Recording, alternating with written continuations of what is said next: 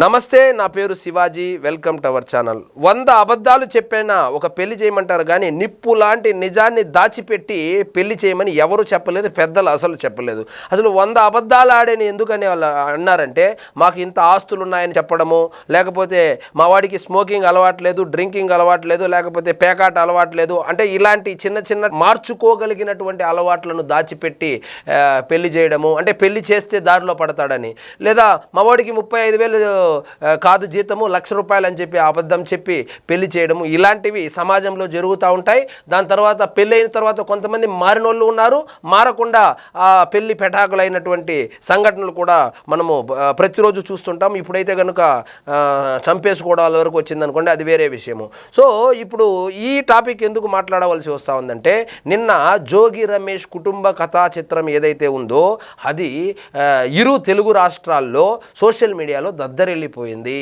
అంటే ఫిజికల్గా అతను పెళ్లికి పనికి రాడు అని చెప్పి, జోగి రమేష్ కొడుకు ఎవరైతే ఉన్నారో ఆ కొడుకు ఫిజికల్గా అతను మ్యారేజ్కి పనికి రాడు అని చెప్పి తెలిసినా కూడా పెళ్లి చేశారని చెప్పి ఇప్పుడు తెలిసింది కాదు, అది ఆల్రెడీ కేసులోనే కోడలు పెట్టినటువంటి మేఘనా పెట్టినటువంటి కేసులోనే మెన్షన్ చేశారు కాబట్టి ఆ భాగవతం అప్పుడే తెలుసు.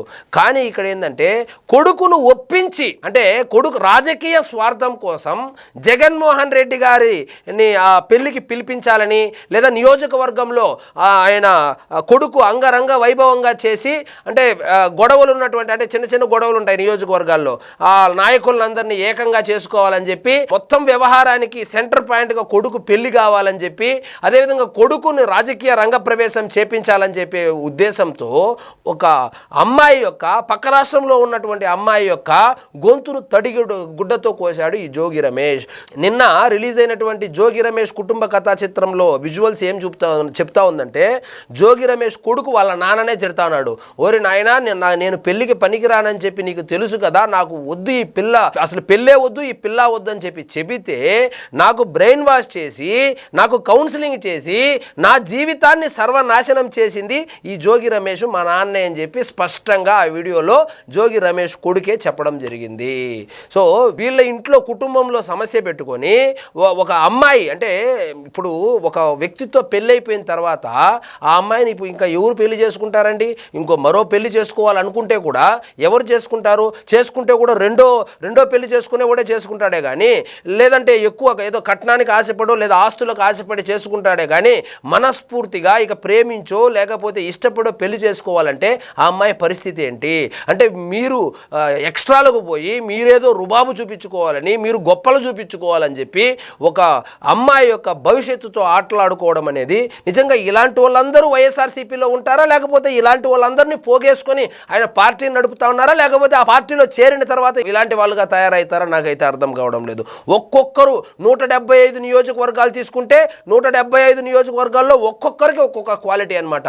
అసలు నభూతో నా భవిష్యత్ అన్నట్లుగా అసలు జనాలు కూడా వింటేనే అసలు వీళ్ళు ఇలాంటి వాళ్ళ అనేటువంటి పరిస్థితుల్లో ఉన్నటువంటి క్యారెక్టర్లను మొత్తాన్ని తీసుకెళ్ళి ఒక పార్టీని నడుపుతా ఉన్నట్లుంది.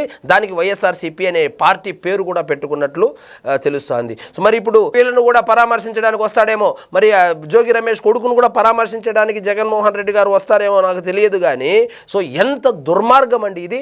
ఆ పిల్లోడు చాలా క్లియర్గా చెప్తున్నాడు. సో పెళ్లికి ముందు రోజు వరకు కూడా నాకు ఈ పెళ్లి ఇష్టం లేదు, నేను పెళ్లి చేసుకోను, నేను ఫిజికల్గా పెళ్లికి పనికిరానని చెప్పి ఆ కుర్రాడు ఎవరైతే ఉన్నారో వాళ్ళ తల్లిదండ్రులకు చెబితే, పెళ్లి చేసింది కాకుండా పెళ్లి చేసిన తర్వాత ఆ భార్యాభర్తలు కూడా వాళ్ళేదో అండర్స్టాండింగ్కి వచ్చి ఆమెను వాళ్ళ ఇంటికి పంపించేసి ఇతనేమో ఇతని పని ఇతను చేసుకుంటా ఉంటే బలవంతంగా మతాన్ని మార్చాలని చెప్పి చూశాడు. చూడండి ఇది ఎంత దుర్మార్గం అండి.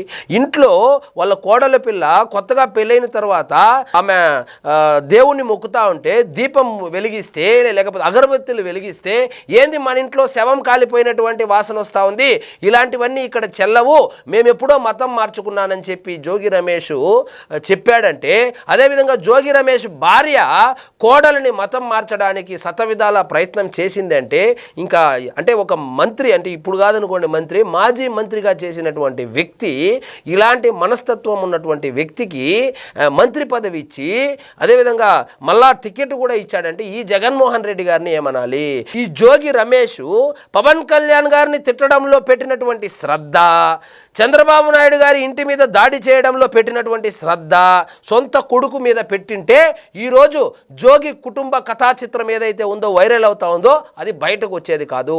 ఇప్పుడు అర్జెంటుగా అంటే పెళ్లికి పనికి రాని కొడుకుకి పెళ్లి చేసి ఏం సాధించాలనుకున్నారో నాకైతే అర్థం కావడం లేదు. కానీ దాని వెనకాల లాజిక్ ఏముందో అర్థం కావడం లేదు. కానీ అంటే ఏంటంటే అటువైపు కట్నం కోసం కావచ్చు, అటువైపు నుంచి సపోర్ట్ కావచ్చు, వాళ్ళు బాగా పలుకుబడి ఉన్నటువంటి వాళ్ళు అనేటువంటి వార్తలు కూడా వస్తుంది. సో కట్నం కోసం ఆశపడి చేశారా, లేకపోతే సమాజంలో గౌరవం కోసం చేశారా, నువ్వు దేనికోసం చేసినా కూడా ఒక అమ్మాయి యొక్క జీవితంతో ఒక భవిష్యత్తుతో ఆడుకోవడం అనేది ఎంత దుర్మార్గం అండి. సో ఇవంతా కనుక మీరు ఈ డెస్టినీ కావచ్చు, తలరాత ఇలాంటివి అంటారు కదా, దాన్ని కానీ నమ్మేటట్లుంటే ఈ కల్తీ మద్యం ఏదైతే ఉందో, ఈ నకిలీ మద్యం, ముఖ్యంగా నకిలీ మద్యం తయారీ కేసు ఏదైతే ఉందో, ఈ నకిలీ మద్యాన్ని తయారు చేసి ఎవరు తాగుతారండి ఈ నకిలీ మద్యము? నకిలీ మద్యాన్ని బేసిక్గా గవర్నమెంట్ షాపులు కావచ్చు, లేకపోతే ప్రైవేట్ షాపుల్లో అమ్మేటువంటి ఆ లిక్కర్ కన్నా తక్కువ రేటుకు అమ్ముతారు అనేటువంటి చీప్ లిక్కర్ అంటే ఎవరు తాగుతారండి? రోజు కూలీ నాలి చేసుకునే వాళ్ళు, 100 రూపాయలు పెట్టి క్వార్టర్ కొనుక్కోలేనటువంటి వాళ్ళు, 60 రూపాయలకో 70 రూపాయలకో ఆ మత్తుకు బానిసైపోయినటువంటి వాళ్ళు, అలాంటి వాళ్ళు తాగేటువంటి ఆ మందుని, నకిలీ మద్యాన్ని తయారు చేసి ఎంతమంది ప్రాణాలు పోవడానికి కారణం అయి ఉంటే ఇలాంటి దుస్థితి వస్తుంది ఈ కుటుంబానికి. సో అకారణంగా పవన్ కళ్యాణ్ గారిని ఏ విధంగా తిట్టాడో మనం చూసాం. అసలు పీకే అంటే ఏదైతే పిచ్చి కుక్క అంటే జగన్మోహన్ రెడ్డి గారిని ప్రసన్నం చేసుకోవడానికి అసలు సంబంధం లేని విషయంలో పవన్ కళ్యాణ్ గారిని లాగి ఏ విధంగా అప్పట్లో అవమాన పరిచాడో మనం అందరము చూసాం మంత్రిగా ఉన్నప్పుడు. సో ఇవన్నీ ఈ చేసినటువంటి పాపాలన్నీ అవి ఇప్పుడు చుట్టుముట్టినట్లుంది.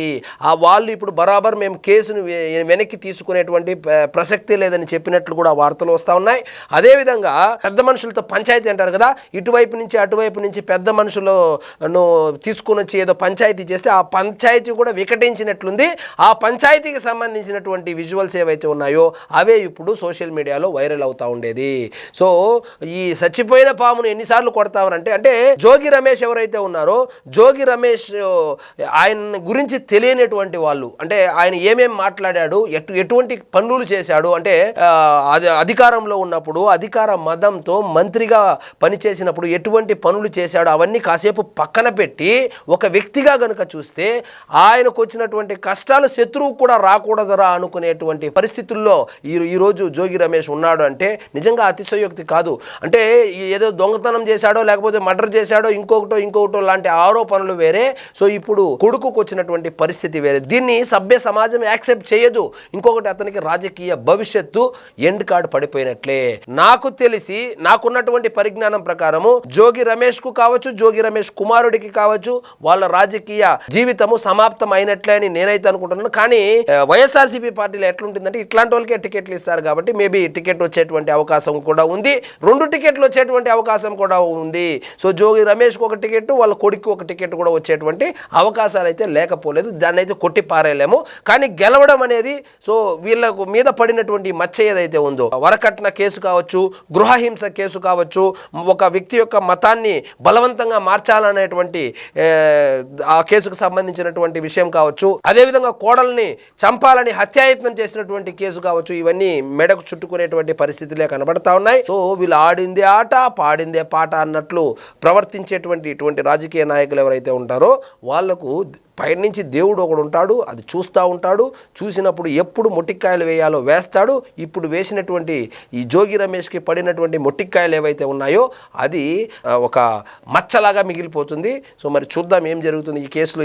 విడాకులు కోరుకుంటున్నారా లేకపోతే ఇంకేమనేది తెలియవలసి ఉంది. చూద్దాం మరి ఏం జరుగుతుందో. సో ఇదండి ఈరోజు మన టాపిక్. మీకు ఈ వీడియో నచ్చినట్లయితే లైక్ చేయండి, షేర్ చేయండి, ఛానల్ మాత్రం సబ్స్క్రైబ్ చేసుకోవడం మర్చిపోవద్దు.